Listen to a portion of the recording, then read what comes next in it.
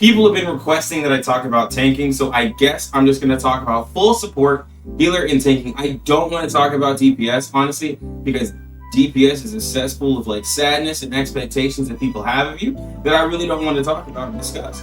You guys see I play DPS on stream, but for content, I don't want to do that. I want to tell people what they have to do the strongest damage. I'm going to tell them what they have to do to help keep their teammates alive and help push content. Because honestly, healers and tanks don't get the respect that they deserve. But anyways, let's go and hop into this video.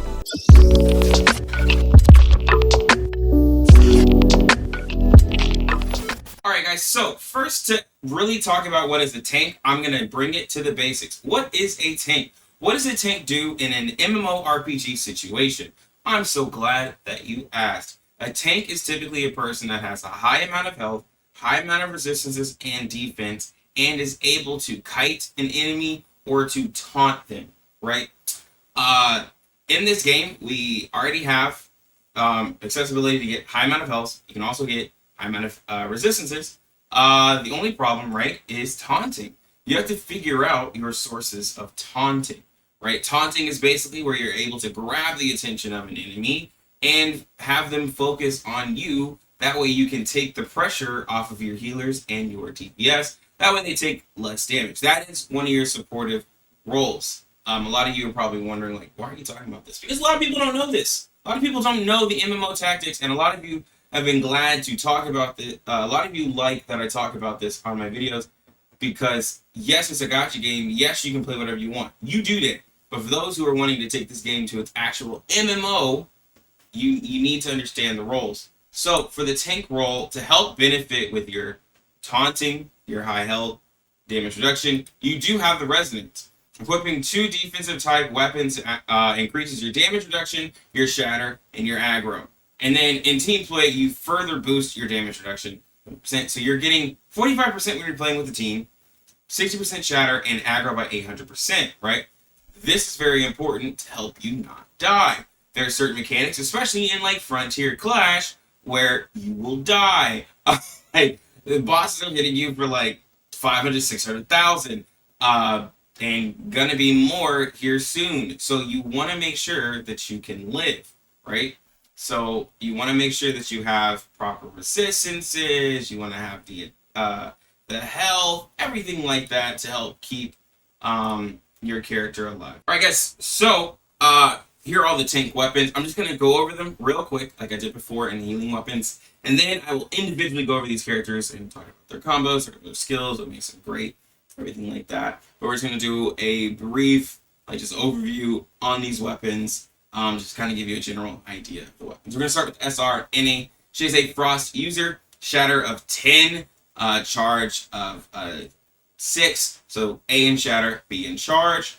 She's a Frost user, so she does have the crowd control CC, being able to freeze enemies and then basically breaking that ice shell, causing additional damage to the targets. So a really nice little burst damage after you are able to freeze them. On her S1, taunts nearby targets after switching to this weapon, preventing 1 instance of damage in the next 8 seconds, and granting Hyper Body for the next 8 seconds. Cooldown 15 seconds. So that basically means when you swap to this weapon, you can taunt the enemy and prevent damage that you take, and you get CC immunity. Not bad, especially for an SR character. This character is the one that you, if you're free to play, are able to use right off the bat and taunt people, because you might feel that it's a little hard, even with 800% aggro, to keep up with someone who's doing a lot of damage. Well, this can kind of help you taunt the enemy, especially if you know like an attack is coming. You can make sure that that attack is going to happen to just you, and, you know, turn the boss away from DPS. That's an MMO tactic right there. Always turn the boss away from the DPS and the healers when they're doing like swipes, cone attacks, because that helps keep people alive. But on the S2, increase the current weapons base HP growth by 10%. Gives you more health. Nothing wrong with that. Nothing at all. S3, after taking damage, reduce all damage received by 50% for the next 6 seconds. Cooldown 20 seconds. So what did I just say? You can swap to this weapon and taunt. You can also, if you know an attack is coming, swap to this weapon, get the 50% less damage for 6 seconds. That way you also don't die, and then you're fine, right? If you know the boss, like, let's say Lucia is about to whip everybody to death, you can taunt her, have her face you, focus you, and then she just whips you, and then to make sure you don't die, because she does have like a chain attack with her whip, you're reducing that damage by 50% for the next 6 seconds. So, a really smart thing to do in it. On the S4, increase the current weapon's base HP growth by 20%. Again, more health, nothing wrong with that. On the S5, normal attack stun targets for 2.5 seconds, cooldown 20 seconds. This is okay for like Bygone Phantasm, PvP, just hitting random enemies. It's not going to really help with some of the bigger bosses because it's not like you're going to stun Sobek with this. So, just think about how, where you can see this happening. And it's a, 2.5 second stun every 20 seconds. So it's really for you in like Bygone Phantasm PvP situations, honestly. On the S6, discharge skills deal an additional 10% damage to targets and increase frost damage by an additional 10% for 25 seconds.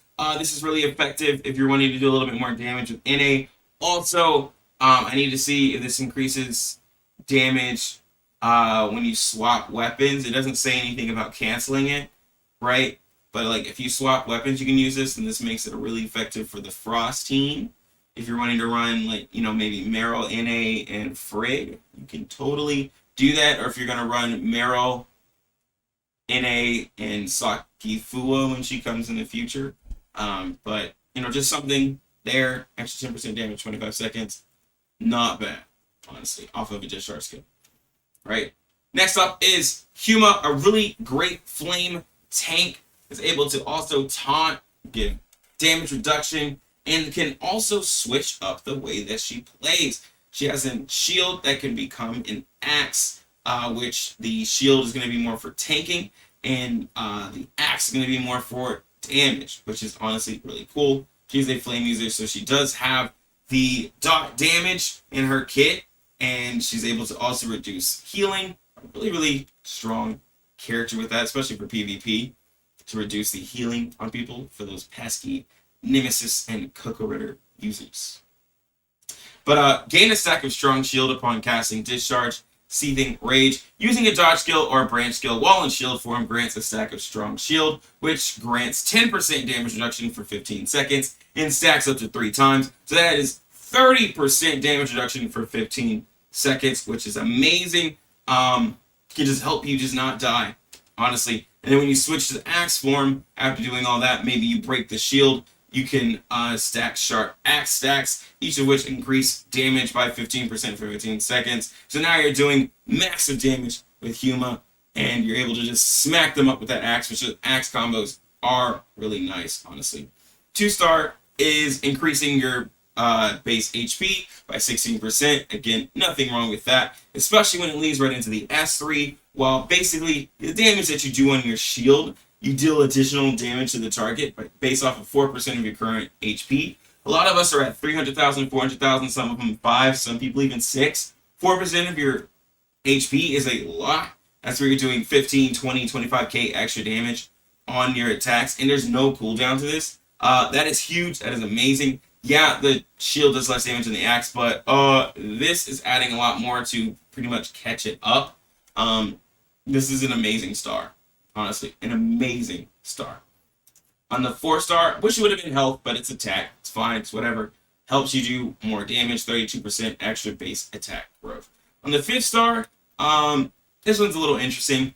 Basically, it gives you some damage reduction on the axe. Not really recommended for a free-to-play to kind of go up to this one and to like seek it out, but if you passively get it, then it's cool, right? After switching to a shield axe, immediately grant 30% reduction that diminishes by 10% every 30 seconds, down to a minimum of 10%.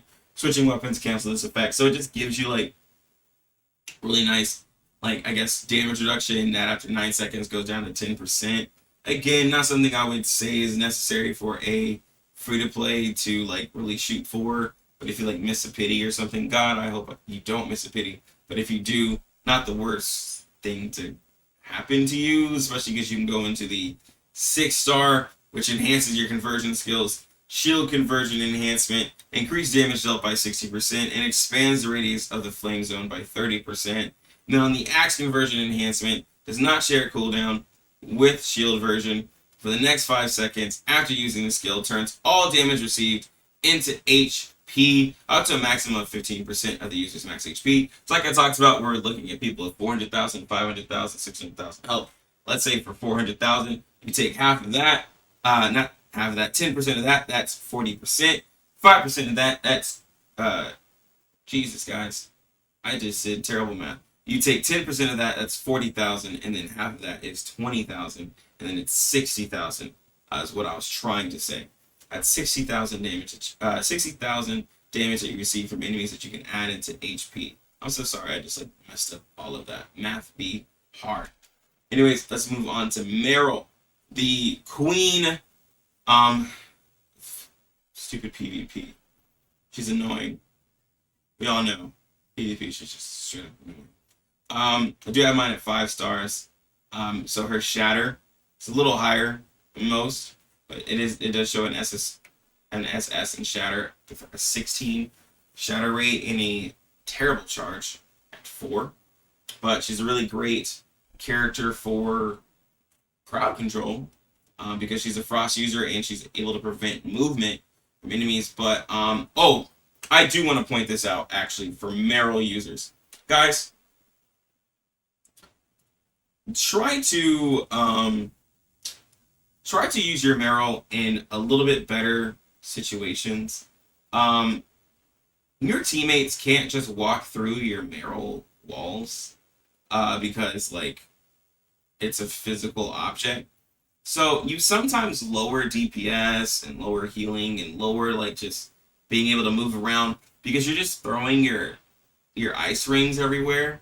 Be a little bit more careful about that. Maybe think if this is the best situation, maybe only use it when you're in a shatter situation. Other than that, don't really just go around spamming your Meryl ice rings unless you're breaking a shield, because the amount of damage that you think you're doing is way less than what a DPS could do. But now they're having to climb over your ice wall and jump over it, and they're losing time to be able to do that. And I'm speaking especially for Frontier Clash and stuff. Don't spam your Meryl ice rings, please. Please. This is just a PSA. All Meryl users, stop it. Only use it for shatter. Because it does massive shatter damage. Other than that, leave it alone. It's not worth it. Because it's just an annoyance. And it makes people not really care for Meryl in team situations. Anyways, off my soapbox.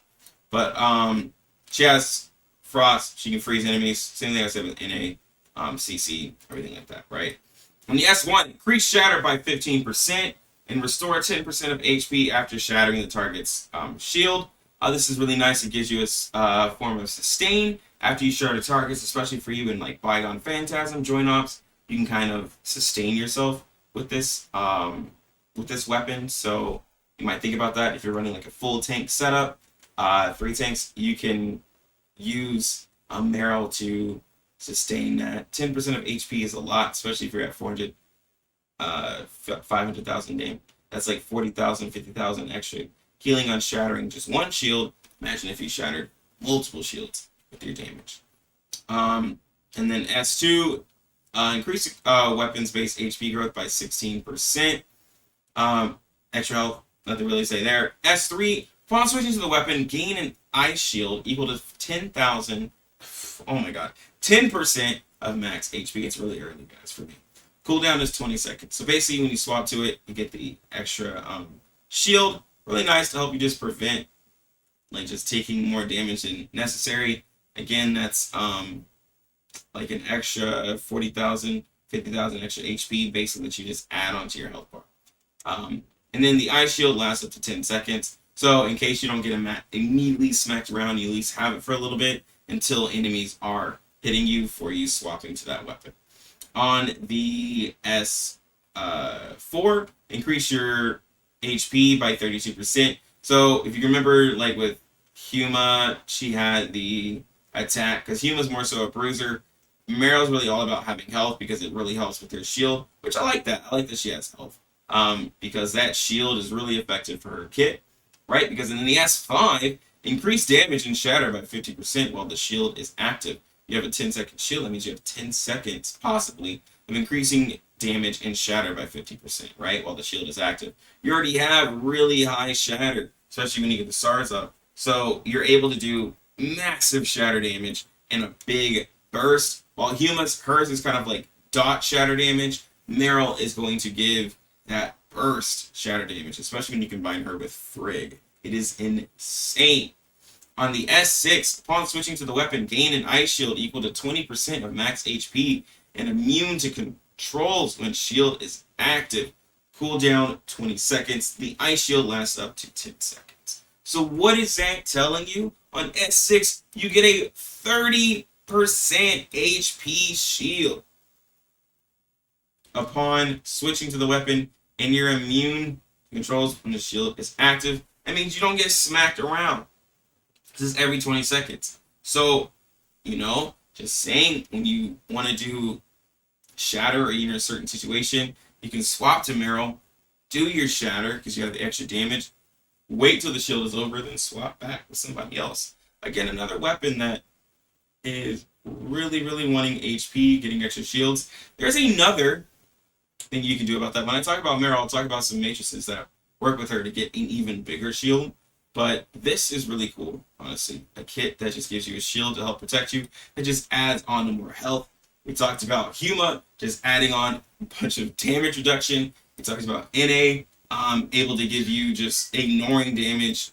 The S1, reducing damage to the S3, adding extra frost damage. A decent starter tank weapon. But these are all the tank weapons. A lot of you guys wanted me to cover tanks, and I will cover tanks if that's what you guys want. But again, I'm not going to do DPS. DPS is just do damage however you want. And people will always tell me that their way is better, one way or the other. But this is going to conclude this video. This video was a lot longer than I wanted it to be, and I still didn't even go in depth. That's because I have a lot of information to give you guys about tanking, because I want you tanks to be better, because you are not appreciated right now, because you're not doing as much damage. You know what's happening. You know what's going on with certain characters. Just being really strong. They're not giving you the respect you deserve, tanks. So here I am to help you be better tanks and be the last ones to survive. Of course, hopefully with the healer when all the DPS die, because they're sitting in red circles. But anyways, do remember there is a giveaway. Make sure to like and comment on the appropriate video. I will always have the description while we have that up. The video link and everything going on with the giveaway. Also remember, every 100 followers on Twitch will give you a chance for a battle pass. I did a roll. We had a winner. They got their battle pass. So if you want that to be you, comment on that video, like it, get involved in the community, get involved with everything that I have going on, and you can get yourself some free stuff too. But anyways, I'm going to go ahead and get out of here. You lucky gamers, have a good one. Lucky Lux out.